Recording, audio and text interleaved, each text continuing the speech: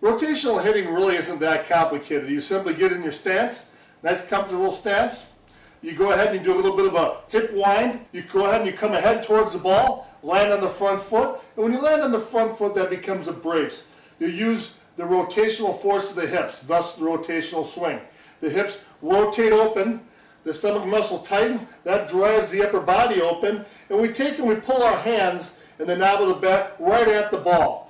It's a very explosive motion, and there's a lot of power behind it because the hand and the bat is tied directly through the arm, to the upper body, to the hips, to the strongest part of the body. And so when we swing, we have all the mass of the body pulling and helping us generate the force forward.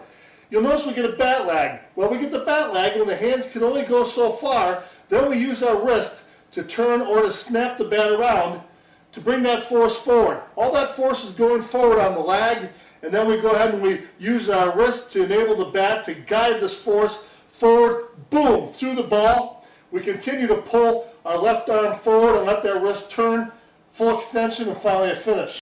We hit the ball a long ways with this because we're getting a bat lag and then we're getting a snap.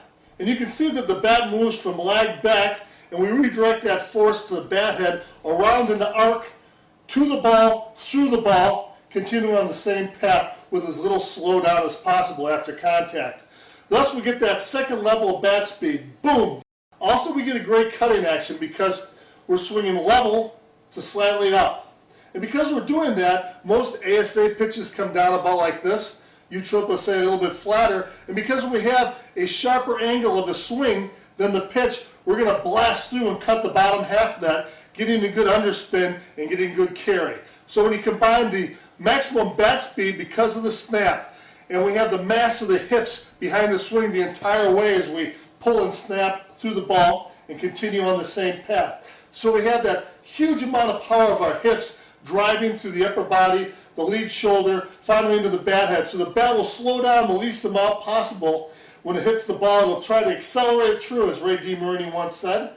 So this swing, because we get that second level of bat speed, that snap, and because we have the whole body, the rotating of the hips, tied all the way through the upper body, to the hand and fly to the bat head, everything in our body is still pulling and helping us snap through the ball as we continue to full extension. So we have the mass of the body behind the swing. And then lastly, we have the level of the slight upswing, which gives us that great cutting action, gives us underspin, enables us to hit fly balls that are going to carry a long ways. So watch the following clips and understand how the pro players utilize the proper swing plane along with the great rotational mechanics to develop the best in power and consistency. And as you work on your own swing mechanics, make sure that you understand and utilize the proper swing plane.